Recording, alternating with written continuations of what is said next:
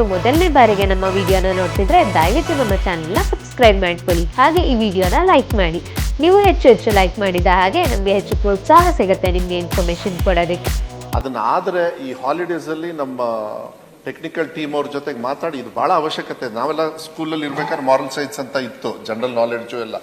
ಇವಾಗಿಲ್ಲ, ಅದನ್ನ ತರ್ತಕ್ಕಂಥದ್ದು ಅವಶ್ಯಕತೆ ಇರ್ತಕ್ಕಂಥ ನಿರ್ಧಾರಗಳನ್ನ ನಾನು ತಗೊಂಡು ಬರೀ ಮಾರಲ್ ಸೈನ್ಸ್ ಒಂದು ವಾರಕ್ಕೆ ಒಂದು ಸಬ್ಜೆಕ್ಟ್ ಮಾತ್ರ ಅಲ್ಲ ಸಭಾಪತಿಗಳೇ, ಪರೀಕ್ಷೆನೂ ಇಡಬೇಕು. ಒಂದು ನಿಮಿಷ ಮಾರಲ್ ಎಜುಕೇಶನ್ ಅಂದ್ರೆ ಪರ್ಟಿಕ್ಯುಲರ್ ಟೀಚರ್ ಹೇಳ್ಬೇಕಂತಿಲ್ಲ, ಎಲ್ಲರೂ ಶಿಕ್ಷಕರಿದ್ದಂಥವ್ರಿಗೆ ಇರ್ತದೆ. ಈಗ ಶ್ರವಣ್ ಕುಮಾರ್ ಯಾರು, ತಂದೆ ತಾಯಿ ಅಂದ್ರೆ ಋಣ ಅಂದ್ರೇನು, ಹಿಂದೊಂದು ಹಾಕಿದ್ದು ನೋಡಿ ಎಲ್ಲರ ಫೈಲ್ನಲ್ಲಿ.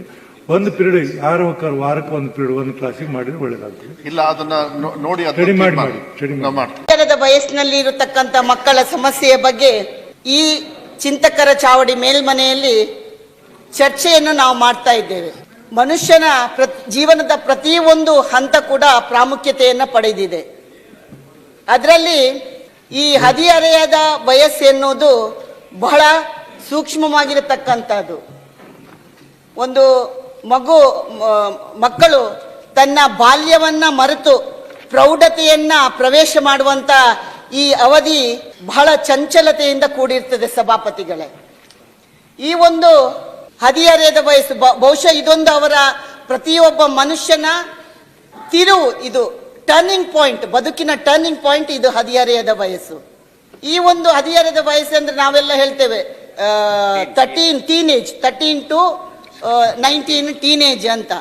ಬಹುಶಃ ಈಗಿನ ವಸ್ತುಸ್ಥಿತಿಯಲ್ಲಿ ಅದು ಹಿಂದೆ ಆಗಿತ್ತು 13 to 13ರಿಂದ 19. ಈಗ 10-11 ವರ್ಷ ಹೇಳುವಾಗಲೇ ನಮ್ಮ ಪ್ರಕೃತಿಯ ಮತ್ತೆ ನಮ್ಮ ಆಹಾರ ಪದ್ಧತಿಯಿಂದ ಈಗ ಮೆಚೂರ್ ಆಗುವ ವಯಸ್ಸೆಲ್ಲ 10-11 ವರ್ಷಕ್ಕೆ ಪ್ರಾರಂಭ ಆಗುತ್ತೆ.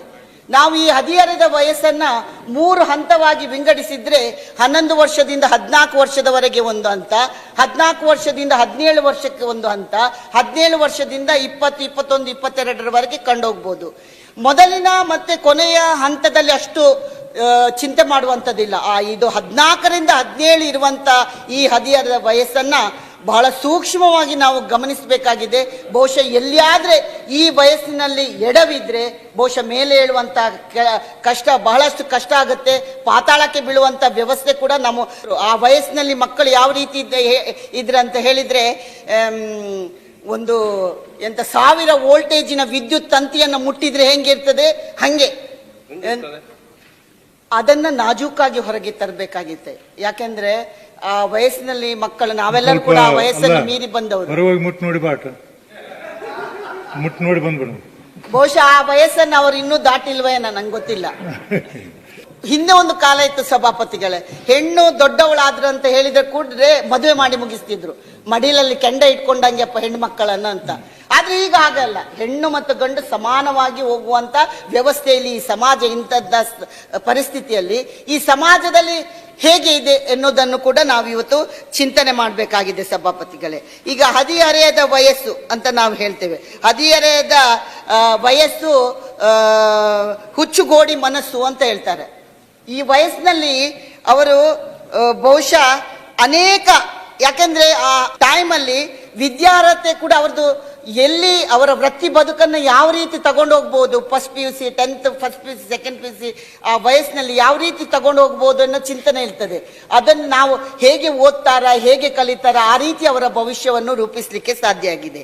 ಇವತ್ತು ಆ ವಯಸ್ಸಿನಲ್ಲಿ ಅವರಿಗೆ ಆ ಕಾಲಘಟ್ಟದಲ್ಲಿ ಅವರು ದೈಹಿಕವಾಗಿ ಮಾನಸಿಕವಾಗಿ ಅದೇ ರೀತಿ ಬಹಳಷ್ಟು ಬದಲಾವಣೆಯನ್ನ ಕಾಣ್ತದೆ. ಶಾರೀರಿಕವಾಗಿ ಹಾರ್ಮೋನಿಯಂ ಬದಲಾವಣೆ ಇದೆಲ್ಲ ಆದ್ರಿಂದ ಆ ಮನಸ್ಸು ಆ ಸ್ಥಿತಿಯಲ್ಲಿ ಇದ್ದಂತ ಸಂದರ್ಭದಲ್ಲಿ ಆ ಮಕ್ಕಳ ಸ್ವಾಭಿಮಾನ ಮತ್ತು ದೇಹದ ಚಿತ್ರಣ, ಒತ್ತಡ ಆಗಿರ್ಬೋದು ಅದು, ಅಥವಾ ಬೆದರಿಸುವಿಕೆ, ಖಿನ್ನತೆ, ಸೈಬರ್ ವ್ಯಸನ, ಮದ್ಯಪಾನ ಮತ್ತು ಧೂಮಪಾನಕ್ಕೆ ಒಳಗಾಗುವಂಥದ್ದು, ಹದಿಹರೆಯದ ವಯಸ್ಸಿನಲ್ಲಿ ಗರ್ಭಧಾರಣೆ ಮಾಡುವುದು, ಅಪ್ರಾಪ್ತ ವಯಸ್ಕರ ಲೈಂಗಿಕತೆ, ಪ್ರತಿಭಟನೆಗಳ ನಡವಳಿಕೆ, ಸಮಾನ ಮನಸ್ಕರ ಒತ್ತಡ ಮತ್ತು ಸ್ಪರ್ಧೆ, ಈ ಎಲ್ಲ ಒಂದು ವಿಷಯಗಳ ಆಗರಣ ಅದಾಗಿರ್ತದೆ. ಇವತ್ತು ನಾವು ಹೇಳಬೇಕಾದ್ರೆ ಸೈಬರ್ ವ್ಯಸನ, ಸಭಾಪತಿಗಳ ಮುಂಚೆ ಏನಾದ್ರೂ ವಿಷಯವನ್ನು ನಾವು ತಿಳ್ಕೊಳ್ಬೇಕು, ಓದಬೇಕು, ಕಲಿಬೇಕು ಅಂತ ಹೇಳಿದ್ರೆ ನಾವು ಸೈಬರ್ಗೆ ಹೋಗ್ತಿದ್ದೆವು. ಆದ್ರೆ ಈಗಾಗಲ್ಲ, ಸೈಬರೇ ಮನೆಯಲ್ಲಿ ಬಂದು ಕೂತಿದೆ. ಲ್ಯಾಪ್ಟಾಪ್ ಇರ್ತದೆ ಮನೆಯಲ್ಲಿ, ಫೋನ್ ಇರ್ತದೆ, ಒಂದು ಬಟನ್ ಫೋನ್ ಇದು ಒತ್ತಿದ್ರೆ ಏನು ಬೇಕು ಏನು ಬೇಡ ಎಲ್ಲ ಬಂದ್ಬಿಡುತ್ತೆ ಅದರಲ್ಲಿ. ಎಲ್ಲ ಬಂದ್ಬಿಡ್ತದೆ. ಇದೇ ಇಲ್ಲಿಂದ ಶುರು ಆಗುತ್ತೆ ನೋಡಿ. ಈ ಹದಿಹರೆಯದ ವಯಸ್ಸಿನಲ್ಲಿ ಜನರು ದಾರಿ ತಪ್ಪುದು ಇಲ್ಲಿಂದನೇ ಪ್ರಾರಂಭವಾಗುತ್ತೆ. ನೀವು ಯಾವುದನ್ನು ಬೇಕಾದ್ರೆ ನೋಡಿ, ಬೇಕಾ ಬೇಡವಾ ಎಲ್ಲ. ಹಿಂದೆ ಆಟ ಆಡ್ತಿದ್ದೆವು, ಮಕ್ಕಳಿಗೆ ನಾವು ಅನೇಕ ಬಾರಿ ಹೇಳ್ತೇವೆ ದೈಹಿಕ ಶಿಕ್ಷಣ ಒಳ್ಳೇದು ಕೊಡ್ಬೇಕಂತ ಹೇಳಿದ್ರೆ, ಈಗ ಆಟ ಮನೆಯಲ್ಲಿ ಶಾಲೆಯಲ್ಲಿ ಪಾಠ ಪಾಠ ಪಾಠ, ಮನೆಯಲ್ಲಿ ಮೊಬೈಲ್ನಲ್ಲಿ ಆಟ ಆಟ ಆಟ, ಇಡೀ ದಿನ ಆಟ ಇರ್ತದೆ. ಅದರಲ್ಲಿ ನೀವು ಕ್ರಿಕೆಟ್ ಆಡ್ಬೇಕಾ, ನೀವು ಲೂಡೋ ಆಡ್ಬೇಕಾ, ನೀವು ಟೆನ್ನಿಸ್ ಆಡ್ಬೇಕಾ, ಏನಿಲ್ಲ, ಕೈಯಲ್ಲಿ ಹಿಂಗೆ ಹಿಂಗೆ ಮಾಡಿದ್ರೆ ಆಯ್ತು, ಇಷ್ಟೇ ಕೆಲಸ. ಓಡಾಡ್ಬೇಕಲ್ಲ, ಏನಿಲ್ಲ, ಕೂತಲ್ಲೇ ಎಲ್ಲ ಆಟಗಳು ಅದರಲ್ಲಿ ಮುಗೀತದೆ. ಆದ್ರಿಂದ ಶಾರೀರಿಕವಾಗಿ ಮತ್ತು ಭೌತಿಕವಾಗಿ ಅವರ ಬೆಳವಣಿಗೆ ಕುಗ್ತಾ ಬರುತ್ತೆ. ಆದ್ರಿಂದ ಅವರು ಯಾವ ರೀತಿ ಆಗ್ತಾರೆ ಅಂತ ಹೇಳಿದ್ರೆ, ಈ ಒಂದು ಸೈಬರ್ನಿಂದಾಗಿ ಅನೇಕ ಚಟಗಳಿಗೆ ಬಲಿಯಾಗ್ತಾರೆ. ಗೇಮ್ಗಳ ಕಲಿತಾರೆ, ಬೇಡದದು ಗ್ಯಾಮ್ಲಿಂಗ್ ಕಲಿತಾರೆ ಅದರಿಂದ. ಅದೇ ರೀತಿ ಇವತ್ತು ಮದ್ಯಪಾನ ಮತ್ತು ಧೂಮಪಾನ, ಇವತ್ತು ಸಭಾಪತಿಗಳೇ, ಈ ಹಳ್ಳಿಗಳಲ್ಲಿ ಪಾನ್ ಶಾಪ್ಗಳಲ್ಲಿ ಕೂಡ ಮದ್ಯವನ್ನು ಸಿಗುದು, ಗಾಂಜಾ ಮತ್ತೆ ಮದ್ಯ ಸಿಗುವಂತ ವ್ಯವಸ್ಥೆ ಆಗಿರ್ತದೆ. ಈ ಸ್ಥಳೀಯ ಪೊಲೀಸರು ಮತ್ತೆ ಅಂಗಡಿ ಮಾಲೀಕರಿಗೆ ಲಿಂಕ್, ನಾವೇನಾದ್ರೂ ಕಂಪ್ಲೇಂಟ್ ಕೊಟ್ರೆ ಅವರೇ ಅಲ್ಲಿ ಅಡ್ಜಸ್ಟ್ಮೆಂಟ್ ಆಗ್ತಾರೆ, ಅವರೇ ಅಲ್ಲಿ ಅಡ್ಜಸ್ಟ್ಮೆಂಟ್. ಇದು ಬಯಲಿಗೆ ಬರುವಂತದ್ದು, ಬಹಳ ತೊಂದರೆಯನ್ನು ಅನುಭವಿಸೋದು. ಇದರಿಂದ ಬಹಳಷ್ಟು ಮಕ್ಕಳು ಹಾನಿಗೀಡಾಗ್ತಾರೆ. ಬಹಳ ದೂರ ಹೋಗುದಿಲ್ಲ, ಮೊನ್ನೆ ನಡೆದಂತ ಘಟನೆಯಲ್ಲಿ ನಾವು ನೋಡಿದೆವು. ಕುಡಿದ ಮತ್ತಿನಲ್ಲಿ ಹಂಪೆ, ಇವತ್ತು ನಾವು ತಂದಿದ್ದೇವೆ, ಅದರ ಬಗ್ಗೆ ಚರ್ಚೆ ಇದೆ. ಕುಡಿದ ಮತ್ತಿನಲ್ಲಿ ಅತ್ಯಾಚಾರ ಮಾಡಿದ್ದಾರೆ ಅಂತ. ಆದ್ರಿಂದ ಈ ಎಲ್ಲಿ ಅದು ವಯಸ್ಸೆಷ್ಟು, 21, 22, ಏನು ಅರೆಸ್ಟ್ ಆದವರ ವಯಸ್ಸು ನೋಡಿದೆ ನಾನು, 21, 22 ವರ್ಷದ ವಯಸ್ಸಿನವರು. ಆದ್ರಿಂದ ಇವತ್ತು ಅಂತ ವಯಸ್ಕರನ್ನ ಅವರಿಗೆ ಸಮಾಜದಲ್ಲಿ, ಯಾಕಂದ್ರೆ ಸಮಾಜದಲ್ಲಿ ಅವರನ್ನು ನೋಡ್ಬೇಕಾದವರು ಯಾರು? ಒಂದು ಪೋಷಕರು, ಒಂದು ಗುರುಗಳು, ಒಂದು ಸಮಾಜ. ಯಾವ ರೀತಿ ನೋಡ್ತಾ ಇದ್ದಾರೆ ಈ ಮಕ್ಕಳನ್ನ? ಇವತ್ತು ಎಲ್ಲಾ ಕಡೆ ಕೂಡ, ಒಂದು ಹಳ್ಳಿಯಲ್ಲಿ ನಾನು ಹೋಗಿದ್ದೆ ಸಭಾಪತಿಗಳೇ, ಚುನಾವಣಾ ಪ್ರಚಾರದಲ್ಲಿ. ಆಗ ಗ್ಯಾರಂಟಿ ಎಲ್ಲ ಇರಲಿಲ್ಲ, ಗ್ಯಾರಂಟಿಯ ಹಿಂದೆ ಇಲ್ಲ. ಅನೇಕ ಹಳ್ಳಿಗಳಲ್ಲಿ ಒಂದು ತಾಯಿ ನನ್ನ ಹತ್ರ ಕಣ್ಣೀರ್ ಹಾಕಿ ಕೇಳ್ತಾ ಇದ್ರು, ಅವ್ರದ್ದು 10ನೇ ಕ್ಲಾಸ್ನ ಮಗ ಕುಡಿದು ಮನೆಯಲ್ಲಿ ಮಲಗಿದ್ದ. ಅಲ್ಲೇ ಒಂದು ಪಾನ್ ಅಂಗಡಿಯಲ್ಲಿ ಹೆಂಡ ಸಿಗುತ್ತೆ, ಮೊದಲು ಹೆಂಡ ಮಾರೋದನ್ನ ಇಲ್ಲಿ ನಿಲ್ಲಿಸಿ ಮತ್ತೆ ನೀವು ಓಟ್ ಕೇಳಲಿಕ್ಕೆ ಬನ್ನಿ ಅಂತ ಹೇಳ್ತಾರೆ. ಇಂಥ ಅನೇಕ ಗ್ರಾಮೀಣ ಪ್ರದೇಶಗಳಲ್ಲಿ ಹಳ್ಳಿಗಳಿದೆ. ಆದ್ರಿಂದ ಇವತ್ತಿಗೂ ನಾವು ಅದನ್ನು ರಿಪೇರಿ ಮಾಡ್ಲಿಕ್ಕೆ ಸಾಧ್ಯ ಇಲ್ಲ. ಸರ್ಕಾರ ಯಾವುದು ಬರ್ಲಿ, ಅವರಿರ್ಲಿ ನಾವಿರ್ಲಿ, ಇವತ್ತಿಗೂ ಕೂಡ ಅದಕ್ಕೆ ಸರಿಯಾದ ಶಿಕ್ಷೆಯನ್ನು ಕೊಡುವಾಗ ಸರಿಯಾದ ದಾರಿಯಲ್ಲಿ ಈ ವ್ಯವಸ್ಥೆಯನ್ನು ತರಲಿಕ್ಕೆ ಇವತ್ತಿಗೂ ನಮ್ಗೆ ಆಗ್ಲಿಲ್ಲ. ಆದ್ರಿಂದ ನಾನು ವಿನಂತಿ ಮಾಡೋದು, ಈ ಒಂದು ಇದಕ್ಕೆ ತೀವ್ರಗತಿಯ, ಆಮೇಲೆ ಇದಕ್ಕೆ ಯಾರು ಕಾರಣ? ನನ್ಗೆ ಒಮ್ಮೆ ಆಶ್ಚರ್ಯ ಅನಿಸಿದ್ದು ಸಭಾಪತಿಗಳೇ, ಒಂದು ಅಡ್ವರ್ಟೈಸ್ಮೆಂಟ್ ಇತ್ತು. ಅಡ್ವರ್ಟೈಸ್ಮೆಂಟ್ ನಲ್ಲಿ ಒಂದು ಡಾಟ್ ಬೋರ್ಡ್ ಇರ್ತದಲ್ಲ, ಅದರಲ್ಲಿ ನಂಬರ್ ಹಾಕಿರ್ತಾರೆ. ಒಂದು ಹೀಗೆ ಪಾಯಿಂಟ್, ಇದು ಬಿಲ್ ತೆಗೆದು ಹೀಗೆ ಹೊಡಿಬೇಕು. ಅದರಲ್ಲಿ ಔಟ್ಲೈನ್ಗೆ ಬಂದಾಗ ಒಂದು ಡ್ರಿಂಕ್ ಕೊಡ್ತಾರೆ, ಜ್ಯೂಸ್ ಕುಡಿತಾನೆ, ಅದು 10ನೇ ಹೊರಗಿನ ಸುತ್ತಿಗೆ ಬಂದು ಬೀಳುತ್ತೆ.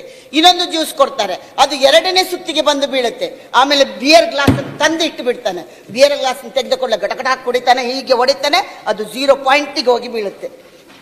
ಸಭಾಪತಿಗಳು, ಈ ಒಂದು ಅಡ್ವರ್ಟೈಸ್ಮೆಂಟ್ ಅನ್ನ ನೋಡಿ ಅನೇಕ ಮಕ್ಕಳಿಗೆ ಏನಾಗಿರ್ತದೆ, ಓ ಅದಕ್ಕೆ ಮುಟ್ಟಿದ್ರೆ ನಾನು ಅದನ್ನು ಕುಡಿದ್ರೆ ಏನಾಗ್ತೇನೆ ಅನ್ನೋದ ಕಲ್ಪನೆಯನ್ನ ಕೊಡುವಂತ ಈ ಚಲನಚಿತ್ರ ಆಗಿರ್ಬೋದು, ಚಲನಚಿತ್ರ ಮಾಧ್ಯಮ, ಸಮಾಜ, ಶಾಸಕಾಂಗ ನಿರ್ಮಿಸುವ ನಾವು ಯಾರ ಕಾರಣಕರ್ತರು, ಇದನ್ನೆಲ್ಲ ನಾವು ನೆನಪು ಮಾಡ್ಕೊಳ್ಬೇಕಾಗಿದೆ ಸಭಾಪತಿಗಳೇ. ಈ ಹಾಡುಗಳನ್ನು ಸಮೇತ ಸಿನಿಮಾಗಳಲ್ಲಿ ನಾವು ಹಾಡುಗಳನ್ನು ಕೂಡ ನೋಡ್ತಾ ಇದ್ದೇವೆ. ನಾನು ಅನೇಕ ಹಾಡುಗಳನ್ನು ಹೇಳಿಕ್ಕೆ ಇಚ್ಛೆ ಪಡೋದಿಲ್ಲ. ಇದೇನೆ ಸಭ್ಯತೆ, ಇದೇನೆ ಸಂಸ್ಕೃತಿ, ಇದೇನೆ ನಮ್ಮ ತಾಯಿ ಭಾರತಿ ಅಂತ ಒಂದು ಹಾಡಿದೆ. ಆ ಹಾಡನ್ನು ಯಾರು ಕೇಳಲ್ಲ ಸಭಾಪತಿಗಳೇ ಸಿನಿಮಾದ. ಆದ್ರೆ ಅಪ್ಪ ಲೂಸ, ಅಮ್ಮ ಲೂಸ, ಇದನ್ನು ಕೇಳ್ತಾರೆ. ನಾನು ಹೇಳೋದು, ಅಪ್ಪ ಈ ಇಷ್ಟು ಕೆಟ್ಟ ಸಾಹಿತ್ಯವನ್ನು, ಅಪ್ಪನನ್ನ ಅಮ್ಮನನ್ನು ಲೂಸ್ ಅಂತ ಹೇಳುವ ಸಾಹಿತ್ಯಕ್ಕೆ ಚಪ್ಪಾಳೆ ಹೊಡೆದು ನಾವು ಪಿಕ್ಚರ್ ನೋಡಿ ಬರ್ತೇವಲ್ಲ, ಅದಕ್ಕೆ ಟೀಕೆ ಮಾಡೋದಿಲ್ಲ, ಅದನ್ನು ಸ್ಟಾಪ್ ಮಾಡೋದಿಲ್ಲ, ಅದರ ಮೇಲೆ ಕೇಸ್ ಮಾಡೋದಿಲ್ಲ. ಆದ್ರಿಂದ ಎಲ್ಲಿ ನಾವು ಶಾಸಕಾಂಗದಲ್ಲಿ ಇವತ್ತು ಕೂತಿದ್ದೇವೆ, ನಾವು ಏನು ಮಾಡ್ತಾ ಇದ್ದೇವೆ ಎನ್ನುವ ಕಲ್ಪನೆಯನ್ನು ಕೂಡ ಇವತ್ತು ನಾವು ಮಾಡಬೇಕಾಗಿದೆ ಸಭಾಪತಿಗಳೇ. ಇನ್ನೂ ಅನೇಕ ಸಮಸ್ಯೆಗಳ ಬಗ್ಗೆ ಇದೆ, ಬೇರೆಯವರು ಕೂಡ ಮಾತಾಡುವ ಇದ್ದಾರೆ. ಇನ್ನೊಂದು ಅಪ್ರಾಪ್ತ ವಯಸ್ಕರ ಲೈಂಗಿಕತೆ ಸಭಾಪತಿಗಳೇ. ಬಹುಶಃ ಇವತ್ತು ಹಿಂದೆ ಆ ವಯಸ್ಸಿನಲ್ಲಿ ಮಕ್ಕಳಿಗೆ ಏನ ಹೇಳಬೇಕಾದ್ರೆ ಅದಕ್ಕೆ ಕಿವಿ ಬೇಕು. ಕಿವಿ ಕೊಡುವಂತ, ಆಗ ಒಬ್ಬೊಬ್ಬರ ಮನೆಯಲ್ಲಿ 5 ಜನ 6 ಜನ ಮಕ್ಕಳು 7 ಜನ ಮಕ್ಕಳು, ಮನೆ ತುಂಬ ಮಕ್ಕಳು ಇರ್ತಿದ್ರು. ಅವರ ಮನಸ್ಸಿನ ಅನಿಸಿಕೆ ಅಂದ್ರೆ ಅವ್ರಿಗೆ ಗೊತ್ತಿರೋದಿಲ್ಲ, ತೆರೆದಿರ್ತದೆ ಅವರ ಮುಂದೆ, ಅವರ ಬದುಕಿನ ಮುಂದೆ ಯಾವುದು ಕೆಟ್ಟದ್ದು ಯಾವುದು ಒಳ್ಳೇದಂತ ಗೊತ್ತಿರೋದಿಲ್ಲ, ಎಲ್ಲ ಚೆನ್ನಾಗಿ ಕಾಣುತ್ತೆ ಹೋಗುವಂಥದ್ದು.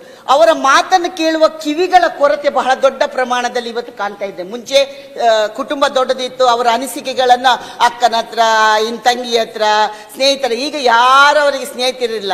ನಮಗಿಬ್ಬರು ನಮಗೊಬ್ಬರೇ ಮಕ್ಕಳು, ಒಬ್ಬೊಬ್ಬರೇ ಮಕ್ಕಳು. ತಂದೆ ತಾಯಿ ಕೆಲಸ ಮಾಡ್ತಾರೆ, ಮನೆಯಲ್ಲಿ ಅವರ ಮಾತನ್ನು ಕೇಳುವ ವ್ಯವಸ್ಥೆ ಇಲ್ಲ. ಹಿಂದೊಂದು ಕಾಲ ಇತ್ತು, ಮಕ್ಕಳನ್ನ ಆಸ್ತಿ ಮಾಡ್ತಿದ್ರು. ಈಗ ಪಾಪ ತಂದೆ ತಾಯಿಯವರಿಗೂ ಈ ಒಂದು ಕಲಿಯುಗದಲ್ಲಿ ಇಬ್ಬರು ದುಡಿಲೇಬೇಕು, ದುಡಿದು ಮಕ್ಕಳ ಖರ್ಚು ವೆಚ್ಚ ನಿಭಾಯಿಸಬೇಕಂತ ದುಡಿತಾರೆ ಅಥವಾ ಮಕ್ಕಳಿಗೆ ಆಸ್ತಿ ಮಾಡ್ತಾರೆ. ಮಕ್ಕಳನ್ನ ಆಸ್ತಿಯಾಗಿ ಮಾಡುವ ಚಿಂತನೆ ಈಗಿನ ವ್ಯವಸ್ಥೆಯಲ್ಲಿ ಸಮಾಜದಲ್ಲಿ ಬಹಳ ಕಡಿಮೆ ಆಗಿದೆ.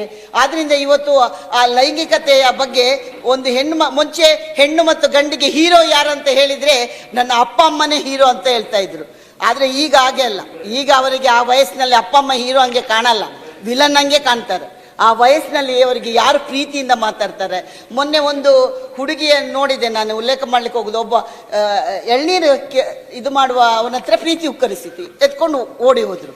ಅಂದ್ರೆ ನಾನು ಎಳ್ನೀರು ಮಾರುವವನ ಹತ್ರ ಪ್ರೀತಿ ಬರಬಾರ್ದಂತ ಹೇಳುದಿಲ್ಲ ನಾನು. ಆ ವಯಸ್ಸಿನಲ್ಲಿ, ಆ ಮುಗ್ಧತೆಯಲ್ಲಿ ಯಾರು ನಮ್ಮನ್ನು ಚೆನ್ನಾಗಿ ಮಾತಾಡ್ತಾರೆ, ಯಾರು ನಮ್ಮೊಂದಿಗೆ ಚೆನ್ನಾಗಿ, ಅವ್ರಿಗೆ ಒಳ್ಳೇದು ಯಾವುದು ಕೆಡುಕು ಎನ್ನುವುದು ಗೊತ್ತಿರುವುದಿಲ್ಲ, ಎತ್ಕೊಂಡು ಹೋಗಿರುವಂತ ವ್ಯವಸ್ಥೆ ಇದೆ. ಸಭಾಪತಿಗಳ, ನೀವು ಬಾಂಬೆಯ ರೆಡ್ ಲೈಟ್ ಏರಿಯಾಕ್ಕೆ ಹೋದ್ರೆ, ಅಲ್ಲಿಯ ಮಾಹಿತಿಯನ್ನ ತಗೊಂಡ್ರೆ ಅಲ್ಲಿರ್ತಕ್ಕಂಥ ಹೆಣ್ಣು ಮಕ್ಕಳಲ್ಲಿ ಸುಮಾರು 99% ಹೆಣ್ಣು ಮಕ್ಕಳು, ಅಪ್ರಾಪ್ತ ಹೆಣ್ಣು ಮಕ್ಕಳು ಓಡಿ ಹೋಗಿ ಅಲ್ಲಿ ಸೇರ್ಕೊಂಡವರು. ನನ್ನ ಹತ್ರ ಮಾಹಿತಿ ಇದೆ ಸಭಾಪತಿಗಳೇ, ಮೋರ್ ದೆನ್ 95% ಎಲ್ಲ ಹೆಣ್ಮಕ್ಕಳು. ಯಾಕೆಂದ್ರೆ ಆ ವಯಸ್ಸಿನಲ್ಲಿ ಗೊತ್ತಿರೋದಿಲ್ಲ, ಎತ್ಕೊಂಡು ಹೋಗಿರ್ತಾರೆ, ಇದಾಗಿರ್ತದೆ. ಆಮೇಲೆ ಈ ಲೈಂಗಿಕತೆಯ ಬಗ್ಗೆ ತಿಳುವಳಿಕೆ ನೀಡುವಂತದ್ದು ಯಾವ ವ್ಯವಸ್ಥೆ ಕೂಡ ನಮ್ಮಲ್ಲಿ ಕೋಟೆ ಹೇಳುತ್ತೆ ಕೊಡಬೇಕು ಅಂತ ಈ ನಮ್ಮ ಶಿಕ್ಷಣ ಸಚಿವರು ಇಲ್ಲಿ ಕೂತಿದ್ದಾರೆ. ನೀವು ಬೊಬ್ಬೆ ಹಾಕಿದ್ದೆ, ನೀವು ಕೂಡ ಹೇಳಿದ್ರಿ. ನಾನು ಎಷ್ಟು ಹೇಳ್ತೇನೆ, ಮಾರಲ್ ಸೈನ್ಸ್ ಅನ್ನ ಕಂಪಲ್ಸರಿಯಾಗಿ ತನ್ನಿ. ನೀವು ಮಾರಲ್ ಸೈನ್ಸ್ ಕತೆ ಹೇಳಿಸಿ. ಮಾರಲ್ ಸೈನ್ಸ್ ಒಂದೊಂದು ಅಲ್ಲಿರುವಾಗಲೂ ಹೇಳೋದು, ಇಲ್ಲಿರುವಾಗ ಹೇಳೋದು, ಇನ್ನು ಹೋಗುದು, ಇನ್ನೊಂದು ಸರ್ಕಾರ ಬರುದು, ಇದು ಯಾವಾಗ ಅಂತ್ಯ ಆಗುತ್ತೆ ಗೊತ್ತಿಲ್ಲ. ಯಾಕೆಂದ್ರೆ ಈ ಹದಿಹರೆಯದ ಮಕ್ಕಳ ಸಮಸ್ಯೆಯನ್ನು ಬಗೆಹರಿಸುವಂತ ಬಹಳ ದೊಡ್ಡ ಜವಾಬ್ದಾರಿಯಲ್ಲಿ ಇವತ್ತು ನಾವು ಕೂಡ ಒಬ್ಬರು. ಅವರು ತಪ್ಪು ಮಾಡಿದ ತಪ್ಪು ಅವರದಲ್ಲ, ಆ ತಪ್ಪನ್ನು ಮಾಡಲಿಕ್ಕೆ ಸಮಾಜದ ವ್ಯವಸ್ಥೆಯನ್ನು ಮಾಡಿಕೊಟ್ಟಿರ್ತಕ್ಕಂಥ ನಾವು ಕೂಡ ಒಬ್ಬರು ಅಪರಾಧಿಗಳಂತ ಹೇಳಿದ್ರೆ ತಪ್ಪಾಗ್ಲಿಕ್ಕಿಲ್ಲ ಸಭಾಪತಿಗಳೇ. ಇವತ್ತು ಕೊನೆ ಒಂದು ನಿಮಿಷ ಸಚಿವರ ಅವ್ರು ಹೇಳುವಂಥದ್ದು ಒಂದು ಮಾರಲ್ ಎಜುಕೇಶನ್ ಪೀರಿಯಡ್ ಇರ್ತಿತ್ತು. ಅವಾಗ ವಾರಕ್ಕೆ ಒಂದು ಮಾರಲ್ ಎಜುಕೇಶನ್ ಪೀರಿಯಡ್ ಇರ್ತಿತ್ತು. ದಯಮಾಡಿ ನೀವು ಅದನ್ನು 7th ದಿಂದ 10th ವರೆಗೆ ಒಂದು ಪೀರಿಯಡ್ ಮಾರಲ್ ಎಜುಕೇಶನ್, ವಾರದಾಗ ಒಂದು ಪೀರಿಯಡ್. ಅವ್ರು ಹೇಳೋದು ಭಾಳ ಕರೆಕ್ಟ್ ಐತಿ. ನಾ ಇದ್ದಾಗ ಮಾಡಿದ್ದೆ, ಸ್ವಲ್ಪ ನೋಡಿ ವಾರಕ್ಕೊಂದು ಈಗಿನ ಕಾಲಕ್ಕೆ ಬೇಕಾಗ್ತಿದೆ, ಅದನ್ನು ಮಾಡಿ. ಮಾನ್ಯ ಅಧ್ಯಕ್ಷ, ಆಕ್ಚುಲಿ ನಾವು ಈ ವರ್ಷದಿಂದ ತುಂಬಾ ಹತ್ರ ಆಗ್ಬಿಡ್ತು. ಅದನ್ನ ಇಂಟ್ರೊಡ್ಯೂಸ್ ಮಾಡ್ಬೇಕಾದ್ರೊಳಗೆ ಪರಿಸರ ಆಗ್ಬೋದು, ಸ್ವಾಭಾವಿಕವಾಗಿ ಟ್ರಾಫಿಕ್ ಸೆನ್ಸ್ ಇರ್ಬೋದು, ಕೆಲವು ವಿಚಾರಗಳನ್ನು ಸೇರಿಸಿ ಕಂಪೆಲ್ ಮಾಡಿ ವಾರದಲ್ಲಿ ಒಂದು ಸಬ್ಜೆಕ್ಟ್ ತರಬೇಕಂತ ಇದ್ದೀವಿ. ಅದನ್ನ ಆದ್ರೆ ಈ ಹಾಲಿಡೇಸ್ ಅಲ್ಲಿ ನಮ್ಮ ಟೆಕ್ನಿಕಲ್ ಟೀಮ್ ಅವ್ರ ಜೊತೆಗೆ ಮಾತಾಡಿ ಇದು ಬಹಳ ಅವಶ್ಯಕತೆ. ನಾವೆಲ್ಲ ಸ್ಕೂಲಲ್ಲಿ ಇರ್ಬೇಕಾದ್ರೆ ಮಾರಲ್ ಸೈನ್ಸ್ ಅಂತ ಇತ್ತು, ಜನರಲ್ ನಾಲೆಡ್ಜು ಎಲ್ಲ. ಇವಾಗಿಲ್ಲ, ಅದನ್ನ ತರ್ತಕ್ಕಂಥದ್ದು ಅವಶ್ಯಕತೆ ಇರ್ತಕ್ಕಂಥ ನಿರ್ಧಾರಗಳನ್ನ ನಾನು ತಗೊಂಡು ಬರೀ ಮಾರಲ್ ಸೈನ್ಸ್ ಒಂದು ವಾರಕ್ಕೆ ಒಂದು ಸಬ್ಜೆಕ್ಟ್ ಮಾತ್ರ ಅಲ್ಲ ಸಭಾಪತಿಗಳೇ, ಪರೀಕ್ಷೆನೂ ಇಡಬೇಕು. ಒಂದ್ ನಿಮಿಷ ಮಾರಲ್ ಎಜುಕೇಶನ್ ಅಂದ್ರೆ ಪರ್ಟಿಕ್ಯುಲರ್ ಟೀಚರ್ ಹೇಳ್ಬೇಕಂತಿಲ್ಲ, ಎಲ್ಲರೂ ಶಿಕ್ಷಕರಿದ್ದಂಥವ್ರಿಗೆ ಇರ್ತದೆ. ಈಗ ಶ್ರವಣ್ ಕುಮಾರ್ ಯಾರು, ತಂದೆ ತಾಯಿ ಅಂದ್ರೆ ಋಣ ಅಂದ್ರೇನು, ಇನ್ನೊಂದು ಹಾಕಿದ್ವಿ ನೋಡಿ ಎಲ್ಲರ ಫೈಲ್ನಲ್ಲಿ. ಒಂದು ಪೀರಿಯಡ್ ಯಾರು ವಾರಕ್ಕೆ ಒಂದು ಪೀರಿಯಡ್ ಒಂದು ಕ್ಲಾಸಿಗೆ ಮಾಡಿದ್ರೆ ಒಳ್ಳೇದಾಗ್ತದೆ. ಇಲ್ಲ, ಅದನ್ನ ನೋಡಿ ಶಾಲೆಯಲ್ಲಿ ಪಾಠ, ಮನೆಯಲ್ಲಿ ಮೊಬೈಲ್ ನಲ್ಲಿ ಆಟ, ಇಡೀ ದಿನ ಆಟ ಇರ್ತದೆ. ಅದರಲ್ಲಿ ನೀವು ಕ್ರಿಕೆಟ್ ಆಡ್ಬೇಕಾ, ನೀವು ಲೂಡೋ ಆಡ್ಬೇಕಾ, ನೀವು ಟೆನ್ನಿಸ್ ಆಡ್ಬೇಕಾ, ಏನಿಲ್ಲ. ಕೈಯಲ್ಲಿ ಹಿಂಗೆ ಮಾಡಿದ್ರೆ ಆಯ್ತು, ಇಷ್ಟೇ ಕೆಲಸ. ಓಡಾಡ್ಬೇಕಲ್ಲ, ಏನಿಲ್ಲ, ಕೂತಲ್ಲೇ ಎಲ್ಲ ಆಟಗಳು ಅದರಲ್ಲಿ ಮುಗೀತದೆ. ಆದ್ರಿಂದ ಶಾರೀರಿಕವಾಗಿ ಮತ್ತು ಭೌತಿಕವಾಗಿ ಅವರ ಬೆಳವಣಿಗೆ ಕುಗ್ತಾ ಬರುತ್ತೆ. ಆದ್ರಿಂದ ಅವರು ಯಾವ ರೀತಿ ಆಗ್ತಾರೆ ಅಂತ ಹೇಳಿದ್ರೆ, ಈ ಒಂದು ಸೈಬರ್ ನಿಂದಾಗಿ ಅನೇಕ ಚಟಗಳಿಗೆ ಬಲಿಯಾಗ್ತಾರೆ. ಗೇಮ್ಗಳ ಕಲಿತಾರೆ, ಬೇಡದದು ಗ್ಯಾಮ್ಲಿಂಗ್ ಕಲಿತಾರೆ ಅದರಿಂದ. ಅದೇ ರೀತಿ ಇವತ್ತು ಮದ್ಯಪಾನ ಮತ್ತು ಧೂಮಪಾನ ಇವತ್ತು ಬಾರಿಗೆ ನಮ್ಮ ವಿಡಿಯೋನ ನೋಡ್ತಿದ್ರೆ ದಯವಿಟ್ಟು ನಮ್ಮ ಚಾನೆಲ್ನ ಸಬ್ಸ್ಕ್ರೈಬ್ ಮಾಡ್ಕೊಳ್ಳಿ. ಹಾಗೆ ಈ ವಿಡಿಯೋನ ಲೈಕ್ ಮಾಡಿ. ನೀವು ಹೆಚ್ಚು ಲೈಕ್ ಮಾಡಿದ ಹಾಗೆ ನಮಗೆ ಹೆಚ್ಚು ಪ್ರೋತ್ಸಾಹ ಸಿಗುತ್ತೆ ನಿಮಗೆ ಇನ್ಫಾರ್ಮೇಶನ್ ಕೊಡೋದಕ್ಕೆ.